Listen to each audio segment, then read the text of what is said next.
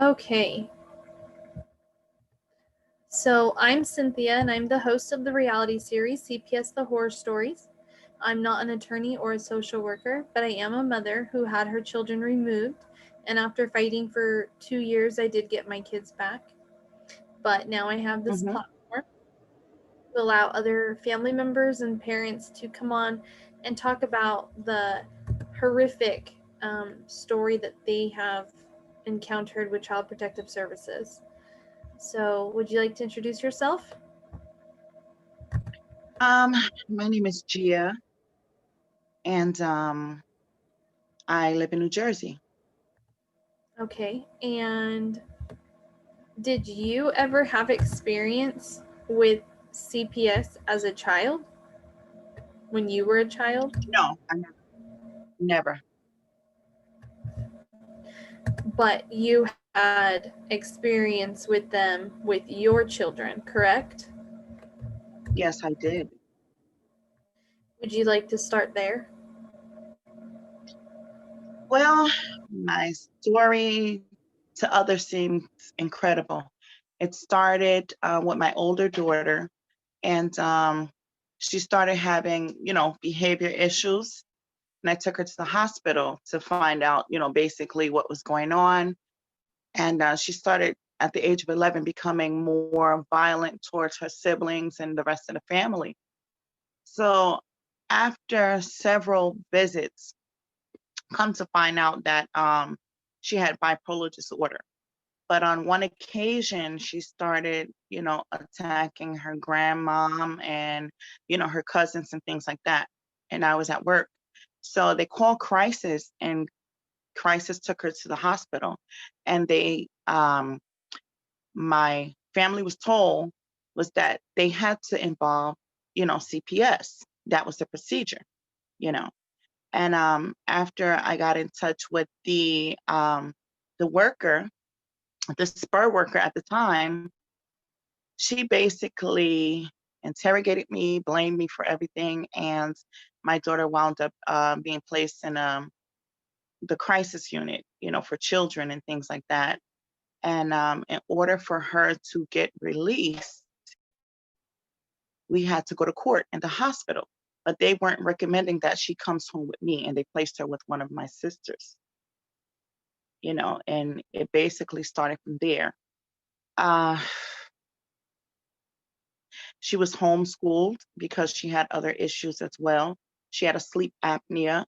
When I placed her in school as a child, she was kind of picked on basically by the teacher because the teacher didn't want her in the class. So you have 90 days to be evaluated before they can put you in a special class. So it was a total nightmare. And that started back somewhere in the early 90s. So from there, my daughter was finally diagnosed. I was told that I had to quit my job and leave school. I was going to school for real estate, and I was working for a broker. And if I didn't, they would take the rest of my children, you know. And so I did, and they had me in several programs over there. It lasted like forever. So they eventually removed that daughter, placed her in a foster home to where she was abused, and she kept running away. And this was on the advice of one of their counselors that they had in the home. And he would always want to take her out. And I was like, I don't think that would be a good idea, you know. And so behind my back, he was coaching my daughter, telling her to say that she wanted to leave the home when they were supposed to have in-home counseling. And he was, you know, telling me different stories and going back telling CPS something, totally different. I think you should remove her. So they did remove her, and she wound up running away, coming back home. It was a total nightmare. They put her in all kind of special schools. She was still abused there. And finally, we found one school. They gave custody of her to my mom, and put her in a school. And she was in a mainstream high school, it wasn't for her. She was abused in that school physically by the other students. And then they placed her in a school with children that had, needs and all kind of issues that had been abused and things like that. And she finally graduated from that school with honors.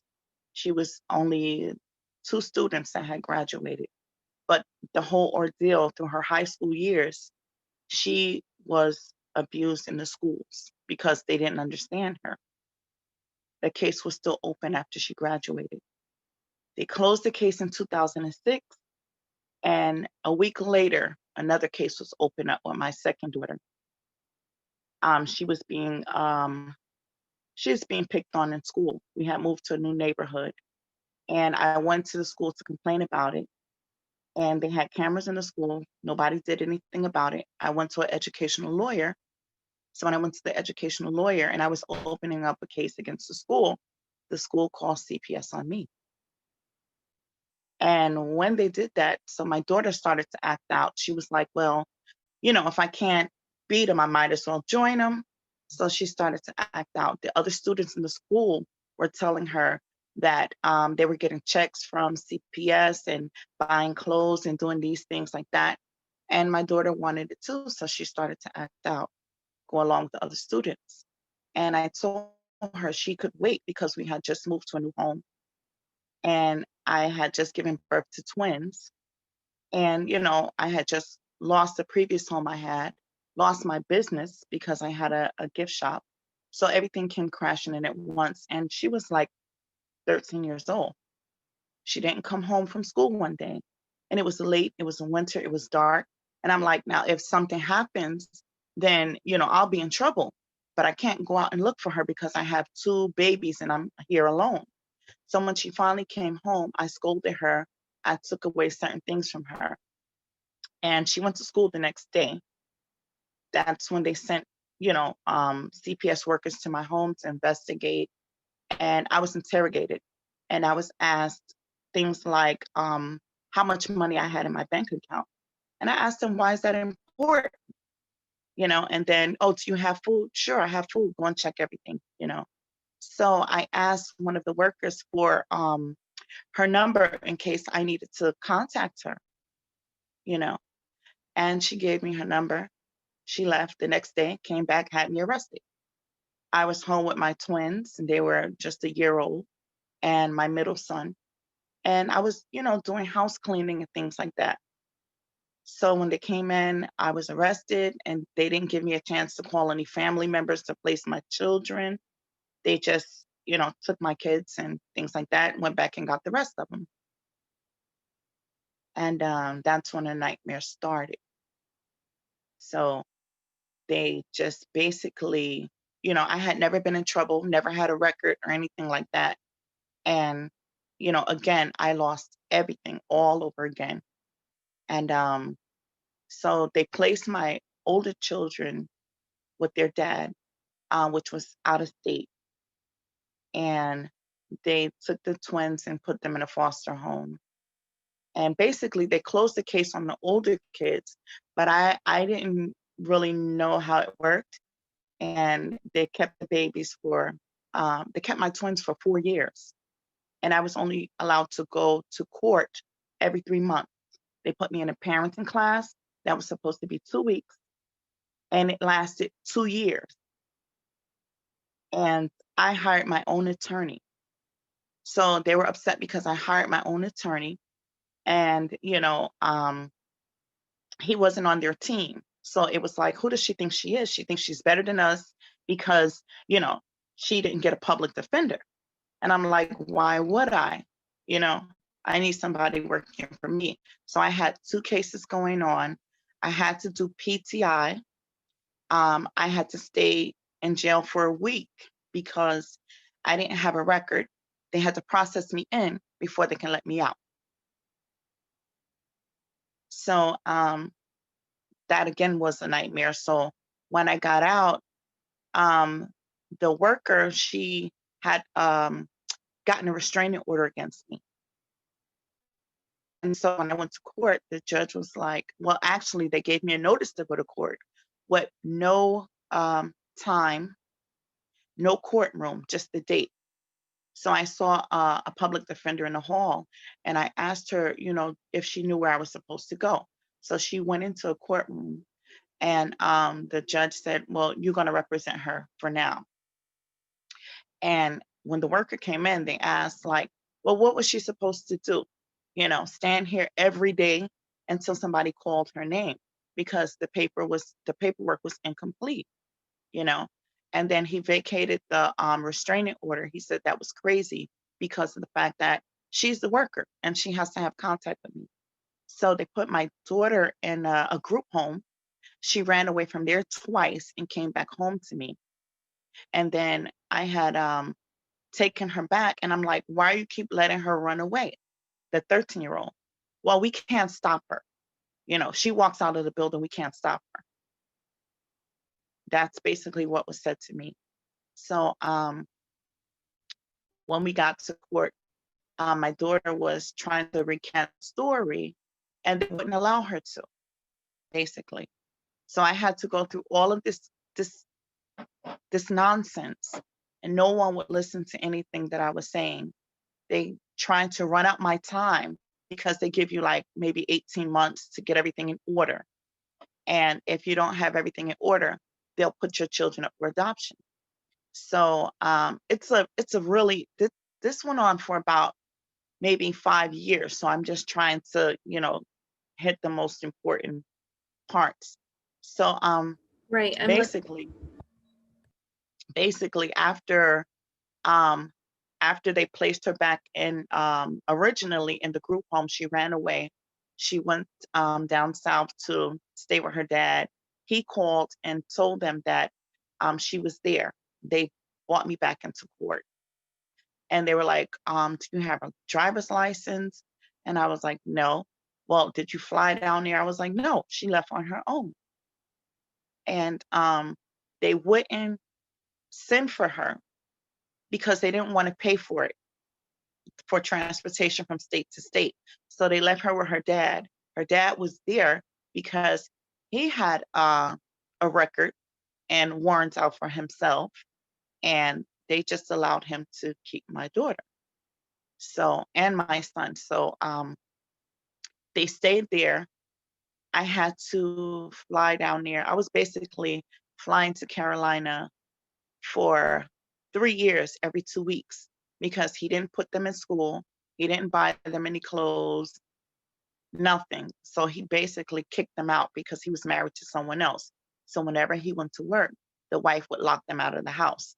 So they winded up staying with neighbors. And, when my daughter didn't go to school because she missed the school bus, he called CPS on her because he said he wasn't going to jail. So if the parents down south don't send their kids to school, the parents get arrested. So he didn't want to get arrested. So he called So he CPS. called CPS on his own. On it. Wow. Yeah. So eventually she was locked out. She was, she was locked out of the house, and they locked her up for about a couple weeks, and they placed her in another foster home because they said she refused to go to school. And she was explaining to them she missed the bus and had no way to get to school. And a couple days she had walked. And before that, back and forth, after she got out of that, she was staying with a neighbor. And then they showed up for a visit, CPS. And they asked the neighbor that she was staying with, "Do you have any food?" And she said, "No, I don't have any food. I'm using my own food." So they made the dad go back into the house and collect all the groceries and give it to the neighbor because you know, you don't have the children here. You put them out of the house. So they were just like, they wound up hanging with the wrong crowd and things like that, you know. But that's the only way they could survive, other than me having to fly down, every 2 weeks. This whole ordeal basically ended my marriage because my husband wasn't from this country, and he was like, "I don't want to be a part of this." So he basically exited out because he didn't understand what was going on and it was just too much for him to handle. And so I had to fight the case on my own, and which I did. So I started watching the patterns, all the programs. You have to get a psych evaluation. They basically said, oh, she's crazy, she's schizophrenic, so on and so forth. So I said, oh, well, I'm crazy. So I went to Social Security and I applied for disability so that I can get an evaluation. I got an evaluation and I was evaluated by 12 different doctors that declared that there was nothing wrong with me. So I brought that evidence into court and they turned it around and said I was just applying, trying to get money from Social Security because I didn't want to work. And all I really wanted was the evaluation to override their one doctor's evaluation. You have one doctor that evaluated me that works for the system that's on your payroll and is going to give you a generated test. It's nothing new. Once they put your name in, it's the same generated test over and over again. So I had my evaluation done by the state, federal government, and 12 different doctors, but they still didn't honor that. So then they put me in different programs. You have to go to anger management, which I did, and I was glad. I was glad because it helped me to like calm down and get through this whole ordeal. So I went to anger management. I went to parenting class. I went to a parenting class again. I was in a group parenting class. Then I was in an individual parenting class for 2 years because every time I went to court, the counselor, she kept sending letters saying that I had 1 week to complete. Then I had 1 month. Then I had 2 weeks. Then I had 1 day. So the judge went by the paperwork that was submitted to them. So I had to go to another program. I went to the other program and I had got really fed up because their reports, all their reports were, negative reports and just to keep doing it longer so they can get paid because they're in the contract. So what I did, they were like, she didn't show up. Oh, she missed this appointment. So I typed up all of the programs that I was attending and I put the name, the address, and the date of whom I had to see. So each time I went to a program, I made them sign that I was there for that date. So when I had to do my own paperwork, basically, this is how I eventually won my case because no one was helping me and it was going on for so long. And I feel like the younger the children are, the more money they get. Someone was using my children's social security number. They would basically use the number, split the money amongst themselves, the workers and things like that, because the state issues monies for the children. They give money to the parents, foster parents as well. So the workers were keeping a lot of the money. Somebody was filing income taxes for my children. And it was just a total nightmare. So basically, they were like, oh, well, you're still here, and your time is running out. So we're going to put your kids up for adoption. And they did. They sent me to the adoption floor. So they said, when you get to this floor, nobody comes out. You're not going to walk out with your children, you know. And I told them, I said, well, I'm going to make history because I'm leaving here with my kids, you know. You're not going to keep my kids because God gave them to me. If I wasn't supposed to have them, I wouldn't have had them, you know. And that's what they were trying to do basically. So it was a big fight.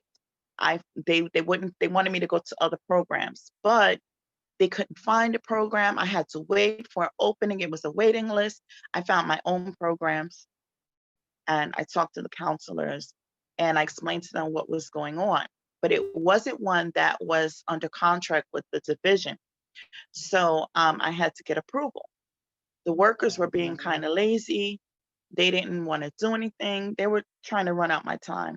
So I had the counselor call the workers. They got approval. After I did the whole course and everything, and I completed the sessions that I needed to do, we go back into court. They tell the judge, this is not one of our agencies. We don't accept it. So when I knew what was going on, I called the counselor and I asked him, would he come to court? So he took the day off. He came to court with me. The children had a law guardian. The law guardian, she interrogated him and found out that he had worked for all of the agencies, um, the division's contracted agencies, and she approved him.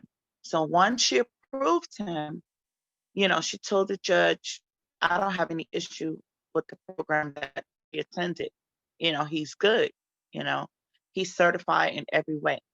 And so the judge told the workers, the CPS workers, you have 24 hours to let me know why you don't accept this program after you approved it. And they wouldn't even allow the counselor to get on the stand and testify because, you know, they knew they were in the wrong and it wasn't necessary. But these are the kind of things that they put you through. But I had to fight for 4 years to get my children back, and I did. And then they still wanted me to go to another program, after the children are returned. Um, you just have to go through steps. They're just not going to hand them over to you. Then they tried to tie up. I got a new worker. They tried tying her up. Oh, she would bring the kids to my home at this time and let me keep them over the weekend, pick them up on Monday. So they would take her car and things like that. So she would call me and say, I don't have a car. Just keep the kids until I come and get them, you know. But the biggest kicker was originally the worker that came to my house in the beginning, she was she had her own personal issues and she took it out on me. The issue was that she was in an abusive relationship. So after I was released from jail, I had to go and meet with her at her office. So by this time, they switched it over to a permanent worker. And she passed through the lobby. She saw me. She spoke to me. I didn't greet her because she had a restraining order against me originally, which was vacated by the judge. And I didn't want any more issues. I didn't want her going back saying I did this or I did that. So because I didn't speak to her, she started saying to a coworker, well, I'm going to go home. I'm going to tuck my son in. I'm going to kiss my son goodnight. And she started laughing, you know, and I reported it, to a supervisor about that. And, but she was no longer my worker. So after time went on, she was killed by her boyfriend. He shot her in the head and killed himself. So she, I felt, had no business working there because she was being abused. The Her boy, social worker? yes, Oh my gosh. she was in an abusive relationship and she took it out on her clients. And her boyfriend was in a gang, So I don't think that she was qualified to go do any investigation, you know. So how I eventually kind of ended this case, when I went to Carolina, the CPS worker there, I explained to them what was going on. They gave me a letter because they had spoken to my daughter, and she told them that she made a lot of things up because she wanted to get out of the house to go and stay with my grandmother because I had punished her for coming home late from school. And she was with another student, a male student, and they were out trying to steal cars. And they were 13 years old. So if she had stolen a car with this kid, got into an accident, I still would have been in trouble, you know? So I took away her internet, her video games, and she felt like my mom was going to allow her to have her way. So she told the worker that she didn't want to stay with me. I was going to hurt her and things like that. So they made up some concocted story when I got to court, when I was released from jail and actually went to court. Oh, I beat my daughter with an extension cord. But she had no evidence. And when they asked for the pictures, supposedly that was taken in the nurse's office. Oh, my printer was broke. Now what happened, the school was the one that called CPS on me because I was about to sue them. I was seeing an educational lawyer. So if I'm tied up with CPS, I can't continue with the lawsuit against the school.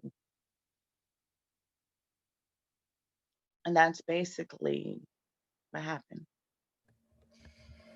Sounds very chaotic and a mess. Uh, And that's those are just bits and pieces I'm of it, sure. because I 4 years, 4 years. So did you get them back? Oh, yeah, I got them back, at the age of 4. I got them back at the age of 4. That's And ridiculous. my neighbors would ask me, "Were those really your children?" You know? And then my twins would ask me, "Are you really our mother?"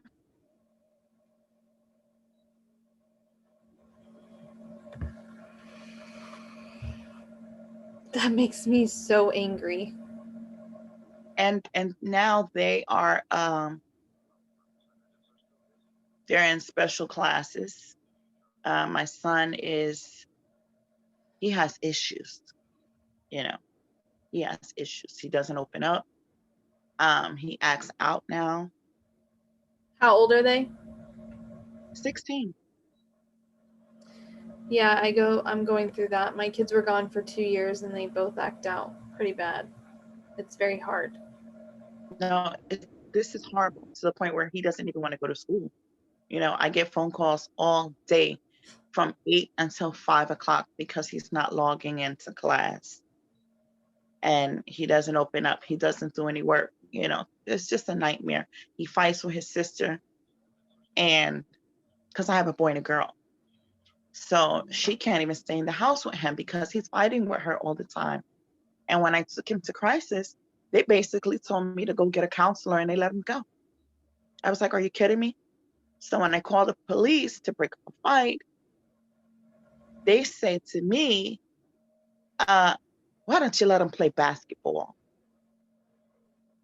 And I was like, "Are you kidding me? What does basketball have to do with his behavior?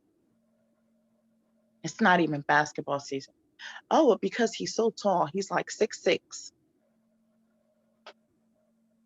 And this is crazy. So now because of this, um, the same daughter, her children got removed. Which daughter? The The oldest one? 13-year-old. Oh, both of them. So the oldest daughter, she had 2 kids. And the first daughter, it really wasn't her fault. But because she had some issues, she was staying in a shelter waiting for her apartment. She moved out of one apartment had mold and mildew. She had to go into a shelter. She went into a shelter.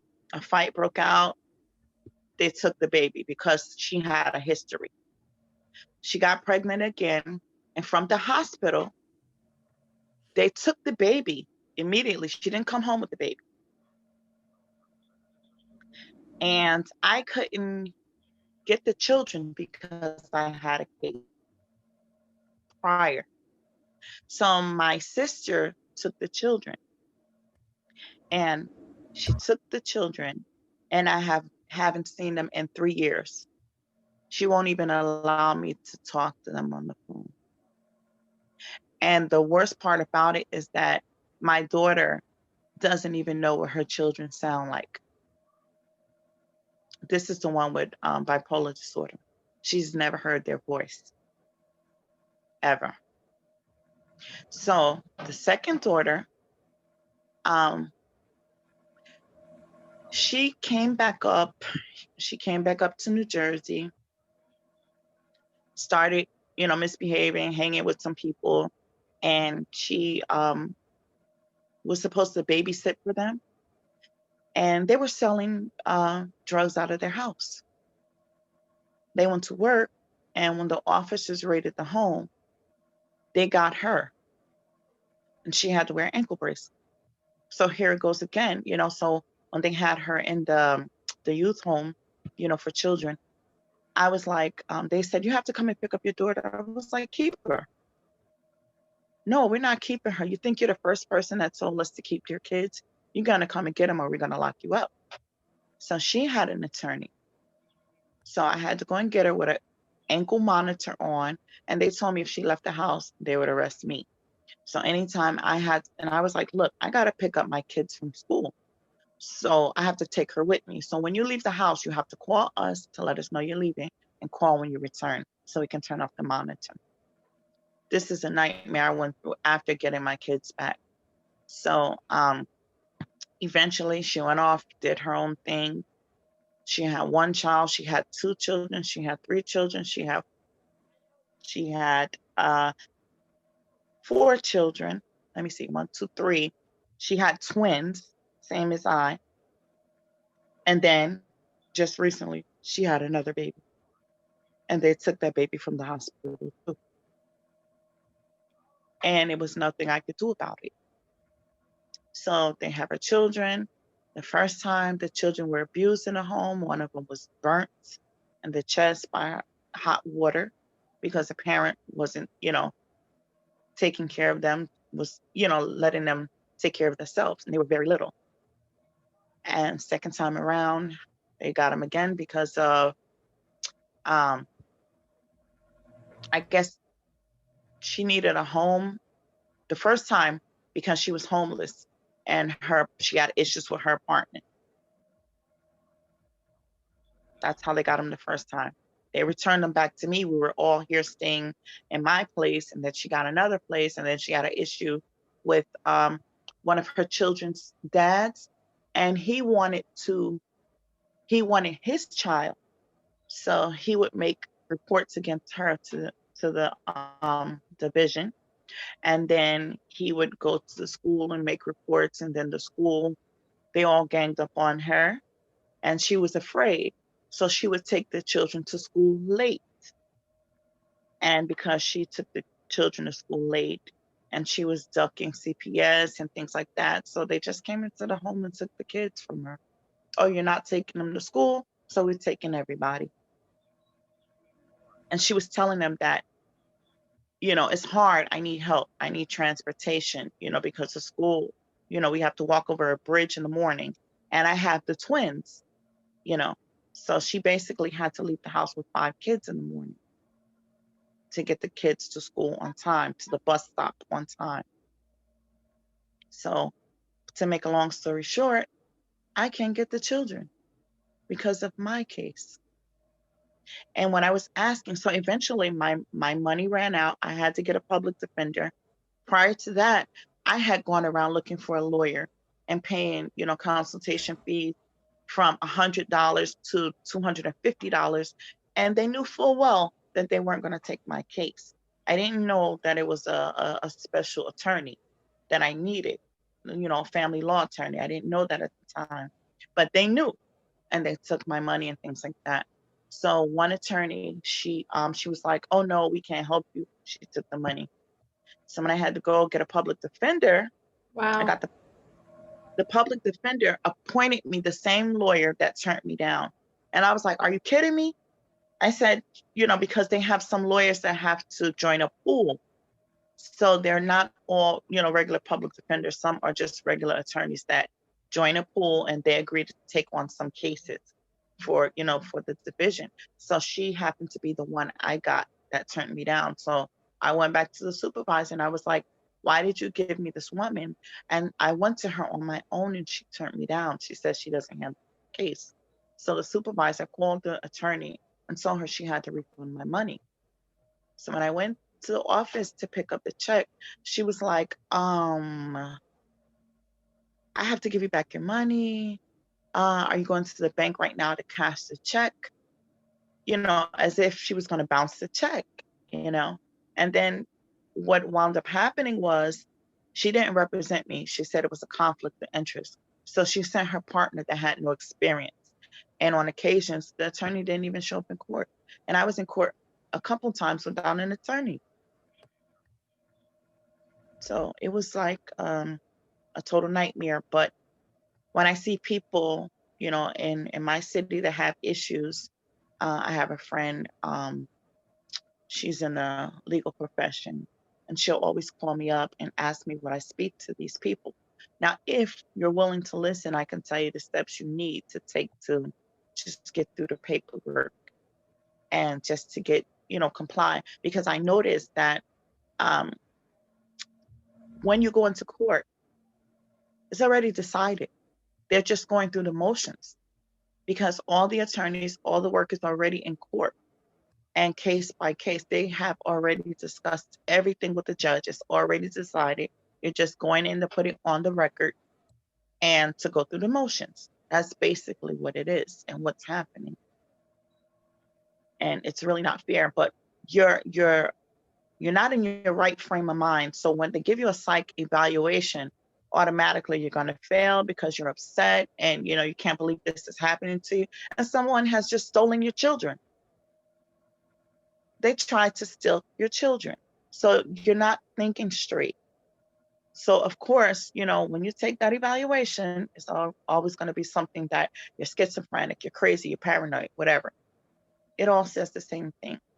There are certain steps you have to take and have to follow. They don't like you. They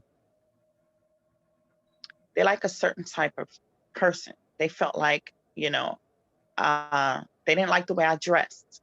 This is the way you're supposed to dress for court. What do you mean? You know, so when I dressed down or just went in with a t-shirt and a pair of jeans, everything was fine. But when I put on a suit or a nice dress and pearls and, oh, she's a snob. She thinks she's better than somebody else. We're going to give her a hard time today. And that's basically the way the system worked for me. But I kept fighting and I didn't give up. But that's just something you have to be strong with. Believe me, I lost everything. I lost my health. I wound up slipping and falling, trying to get, to Carolina to see my children. And I developed sciatica. So I've been suffering with sciatica since 2006, which later developed into arthritis. So my whole life was stolen away from me.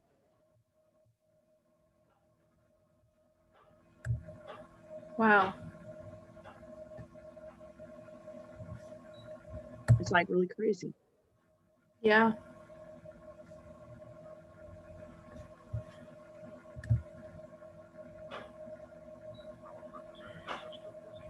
I feel like I don't even have You words know, right now. there's nothing to say. I mean, basically, because I had to give up my career not knowing, because I was young and and I was like, well, where's the paperwork? Where's the rules and regulations? Oh, we don't have any paperwork. We just go off of 20 years of experience. And then the worker in the first case with my older daughter, she left to become a correction officer after she told a bunch of lies, you know. And when you're involved back then, back in the 90s, um, no one, no one wants to be your friend. People talk about you. People point at you. They're afraid that if they're, close to you, then, CPS might find something wrong with them and come after their children. That's how it was Yeah. back then. That's exactly how it was. And when my children were removed the second time, you know, um, I lost everything because I was just starting over. I had just given birth. I had lost my shop because I had nobody to run my shop. The landlord snatched my house and sold it out from underneath me, you know, and I was just getting on my feet, starting over. But my daughter didn't understand that she was suffering from peer pressure, you know. I had to live off of $20 a week. My lights were cut off constantly. I had no one to help me. I had to fly to Carolina. I met some friends, and I would have to fly down there just to eat, just to get a meal. I knew if I went there, I could eat, you know. I had two loyal friends for like 16, 17 years that would help me from time to time. That would, you know, um, send me money or try and help me pay a bill or just bring me food. But I left off for $20 a week. And it Sounds was like like really hard. So nobody knew what was going on. sounds like you and I have similar story of losing everything and fighting our way back up that hole that somebody else dug for us. Yeah, it's crazy because they just steal your children to make money off them. That's what they do, you know? And then you fall into, I don't know, I guess a state of depression or whatever. You know, you just my thing now, I'll tell you what I did. What some people turn to drugs and alcohol, but I didn't. My thing was jewelry. I shopped for jewelry, and I shopped whenever I got my hands on money. I shopped for jewelry like 5 days a week. I had over 300 pair of earrings, and I would see, yes, I would see vendors, and they would be like, "Hey, come here. I have something new for you." Or what? They would even give me credit. They would give me credit. Wow. You know, they would give me gifts for my birthday, gifts for Christmas, gifts for, because I was a good customer. And I'm quite sure I paid somebody mortgage off of the things that I bought. But, you know, that's how I got through it, really. So after that, I was like, wait a minute, I started to design my own things. So, but Really? it's been a long, hard roll. Yeah, Wow, that's amazing. I have I still have I have a little resentment towards my daughter. I really do. Why? I really do. Why? But I feel like because I don't know, I'm just angry because when someone steals your babies, you can't get that time back. You know, I was sending her to school, after all that I had been through, and she's seen the things I had gone through with her older sister. You know, her older sister was so bad, we had to cancel birthday parties. You know, no one was allowed to have a birthday party. She would destroy the cake, the balloons, everything. You know, and she would fight me. And they knew these things. She put a cord around my neck, trying to choke me from behind. Oh She my threw a cup God. and hit my head. Yes, my daughter used to fight me all the time. And when I called the police, they seen her and I was like, look, can you just take her out of my room and talk to her? And they wouldn't. And so she just grabbed all of my jewelry off the wall and just destroyed it. And I was like, are you kidding me?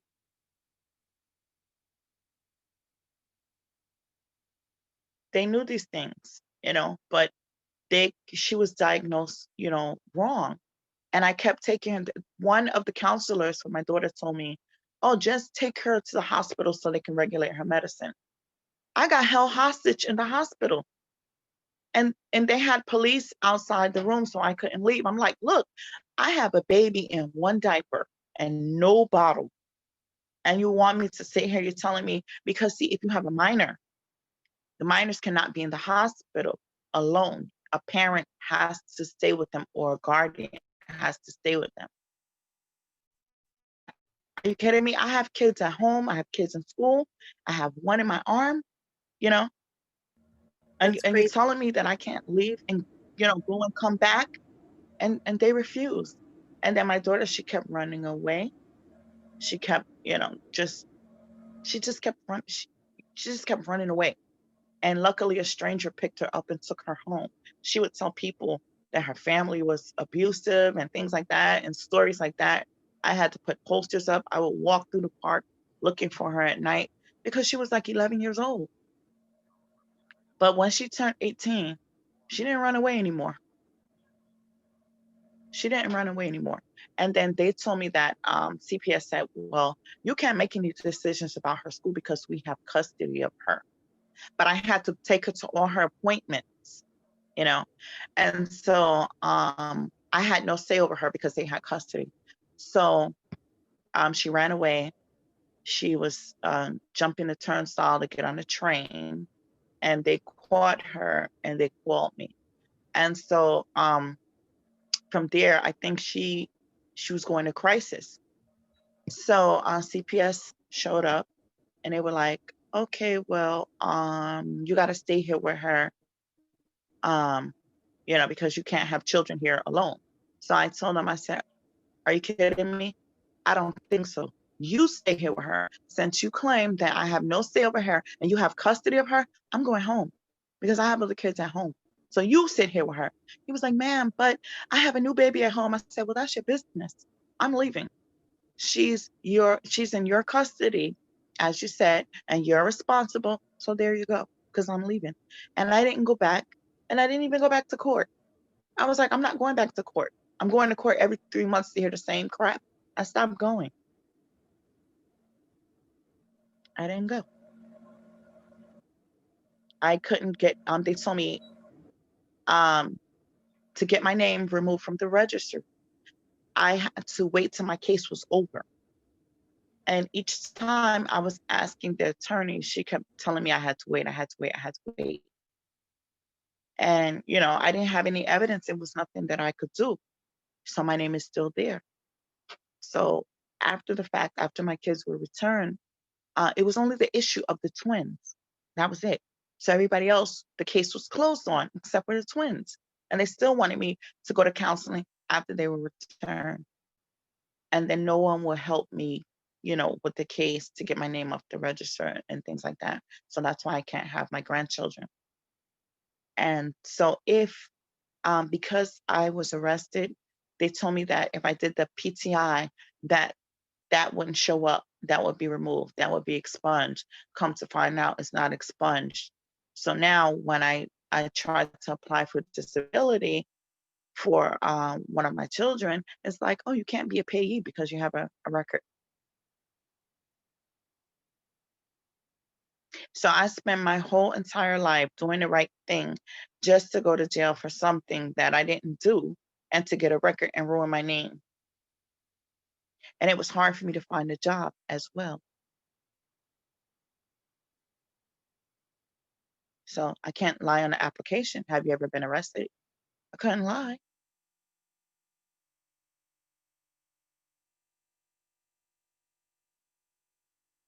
So there you go.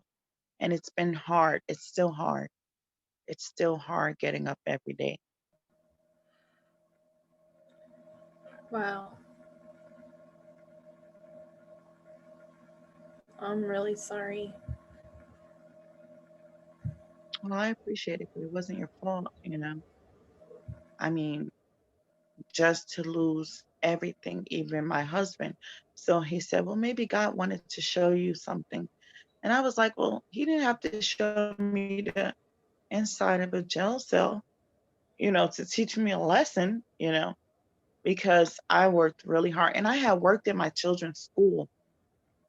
I wasn't the parent that just dumped their kids off at daycare or just dropped them off at school. I worked in the schools, not for my own, but for everybody's child because I saw how some of them were being mistreated, you know. So I was a PTA president, vice president, things like that. I organized a lot of things, and I would go to school during lunch and play with the children. I would buy them toys and things like that because we don't have enough funds. So I would spend the money and buy the things, for the children to play with and help out the teachers and things like that.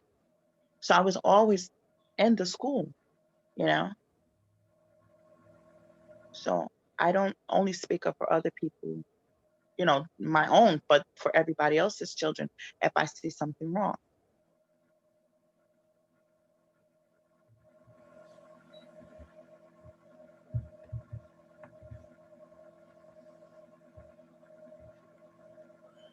So that's a small version of my story. I have the paperwork.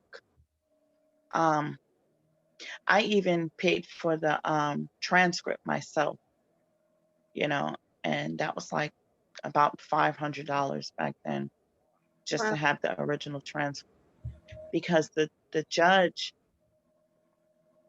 he made his own opinion, but what I didn't understand, um, it had nothing to do with the law. But what I didn't understand, he didn't put it on the record, so it wasn't in the transcript. So if they don't say for the record, anything you want included when you're in court, you must say for the record, because they will not enter it in the transcript or any of the, paperwork. So you can say, well, I said this or this happened or the judge said this and that. But if it's not on the record, there's no proof of what he said.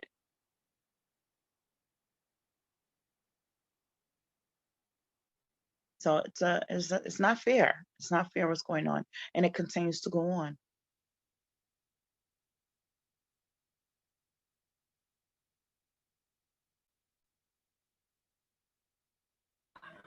I'm so sorry that you've gone through all of this. It's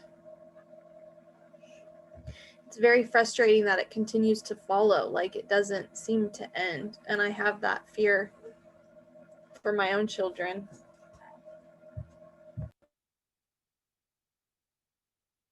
Well, if they don't listen and they want to follow their friends and things like that, yeah, it's not gonna end well.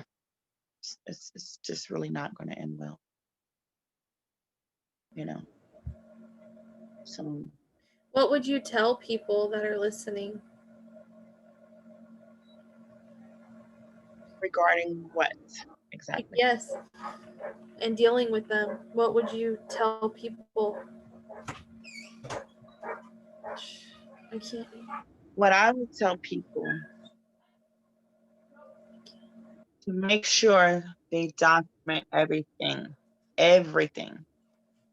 and whatever appointments they give you, make sure you have the counselor that you have to see sign off on that, so you can have your proof when you go into court, because they will try you. They will tell you you see, the thing about it is every time you go into court, it's always a different story. And they all, I feel like it's not the workers. Some of the workers, it's their attorneys. Yeah, I know I had a call. I canceled. But yeah, their attorneys are the ones making that final decision. It doesn't matter. I've spoken to a lot of them and I called them out on it. And and some of them have been really, really nice. And some of them are, if you make them angry, they'll really deal with you. So you have to don't you can't trust them because they're not your friend. They'll pretend to be friendly to get information to use against you. They'll Yes. find your weaknesses and use that against you. Definitely. They'll tell you, well, oh, everything is going to be fine, whatever, whatever. I've heard stories of some of the workers, male workers, sleeping with uh, the clients and doing drugs with them. I've heard that. Yes. Because when we're sitting there, we talk about it. We're all sitting there, in the same room and CPS office. You understand? And this is what they're telling. Oh, well, he came over to my house, or they're fighting because, you know, uh, one cousin is telling on the other cousin because they're angry. The worker was taking money, splitting it, and for favors, and this is what was going on. You know, so once they find out, oh, this person uses drugs, and then they were like, oh, well, you got to take a drug test. So when I took my drug test, it was negative. But what they did find, what I did get from that was I had a condition with my kidney. So that's the only good thing that came out of that. So what else are you going to use against me? I don't use drugs. I didn't have a criminal background record. So what else? So you're going to say I don't show up for my appointments and you're going to call me crazy?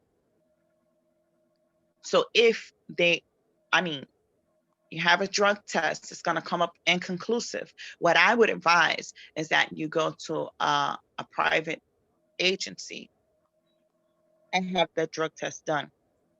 You don't have to have it come back to you because they're going to say it was tampered with. Have it sent to the court.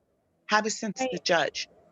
Because these people that are contracted with them are going to do whatever they have to do to keep more clients coming in. So you Yes, have to do your own work. Drug tests through them, get your own private drug test done through you're a right. reputable agency. If you have an appointment, oh, this person didn't show up, this person was late. You make them put the date and time that you showed up. Or now we have cell phones, so you can videotape it yourself that you Yep. were actually there. Document it, everything, and trust no one. Trust no one but yourself. That's it. Gia, I want to thank you for sharing your story and advice and just assistance to parents like us that are going through this. I'm sorry that Yeah. yours is continuing, and I wish there was more that I could do to help, you know? Well, the thing about it is I can help myself really, but the only thing that's holding me back is the trauma of reading those documents and the things that they said. I just don't want to relive it, and that's what's holding me back really. And you just don't want to remember. You just don't want to remember what happened because Mm, it's horrible. It's a nightmare. It's your worst nightmare. And I can't just, because you have to go through the paperwork to see, oh, well, this was wrong and that was wrong. And that's what I had to do. I had to break down and find every inconsistency and lie that they had written in the paperwork. They were like, oh, her home was a mess. She had dishes in the sink and blah, blah, this and that. And I was like, are you kidding me? I was actually doing my laundry. I had my laundry in the basement. And as far as dishes piled up in my sink, I was using paper plates because I had 6 kids. Are you kidding me? And 2 babies. So how do I have time to have dishes piled up in the sink? So Mondays are normally my cleaning days. So I'm like, um, I start with the back of the house and I sweep everything out. So I said to them, well, I don't know how you clean out your closets, but when I clean out my closet, I pull everything out. So what are you talking about? How am I supposed to clean my closet and organize it unless I pull the things out of the closet? right. So that's why my house was a mess. You know, they use everything against you. Even if they come out and, things are a little out of order, make sure that following day you're up on it. So they don't have those things to use against you because they will. Agreed. And it was time. It was times when they came to my house and I didn't have food. I had no food, but they always check to see if you have food. I got empty containers. I put water in it, food coloring for juice. I wrapped up boxes in aluminum foil and threw them in the freezer. I put pots in there. Yeah, I had food. Empty boxes that were in the cupboard at times when they wanted to make their second round after they had broke me and I was, totally broke. Oh, you got to check and see you have. Yeah, I have food. Wow, Yeah, look at you. I didn't even think about that. you have to. They don't know what's inside. They're not going to open up your aluminum foil to see if you really have a roast inside of there. They're not going to lift your pots. So every time I had rice, potatoes on the counter, when I knew they were coming, I'm about to cook. They see the food there. Oh, she has food there. Let me just check. I threw open my cupboards. Yeah, I have food there. Just boxes that I collected from, other people or whatever, or I just kept, you know. I needed milk, so I made milk. I needed juice, so I made juice. Food coloring goes a long way, and aluminum foil does too. Empty pots and empty plastic bowls in the freezer. It works. So I just played their game. You have to play their game, Yeah, but you have to be smart. You don't have to be rude right. because they are like the people at the DMV. You know, when you go to the DMV, you're at their mercy. Yes. That's how the CPS workers are. Yes. Well, Gia, I want to thank you Those so are the tips and the advice. Yeah. I appreciate you sharing so much. You're quite welcome. I hope everything, And they have to, it will. And they have to be mindful of the way they dress when they go into court. Yes. You have to be mindful of the way you dress. Like, you can't go in there with those tattoos. Oh They'll no, judge you. I know. I seen a young lady. There was a young lady, she was crying. Her boyfriend had set her up and they took her kids. So I was like, here's my jacket. Put on the jacket. You're going into court. I'll wait for you to get out. And I told her, remove those big earrings. She had big hoop earrings. I said, take it off. She had a necklace with her name on there. I said, remove that. Just take it off. Be plain Jane when you walk in there Yep. and be humble. Because if you're arrogant and rude, but speak up for yourself because they'll, just railroad you. You have to, I got I got a law dictionary. I think it's called the Black Law Dictionary or something like that. But you have to get a law dictionary and study those words, and so you can know the terminology that they're using so you can speak up for yourself. So it's not over your head. I mean, because if you have a public defender, they still work for them. They still work for them. You want to end your case as quickly as possible and keep all Right. of your appointments. Yep. And that's it. Try and befriend the counselors and show them your best effort to participate. We don't want to do that because we are upset and we're angry. We don't want to be forced to do anything when we know that we're innocent, but just go along with it, get it over with. Um, you have to wait for certain classes, but what I did, I found my own parenting class. I found my own counseling program, and now they'll say, well, we're not going to accept it. I want to bet. We'll see. But if you let them walk over you, they will. You just Yeah. have to be strong. It's painful, it's devastating, but you have to keep fighting for your kids. Yep. Um, Okay. 1 second.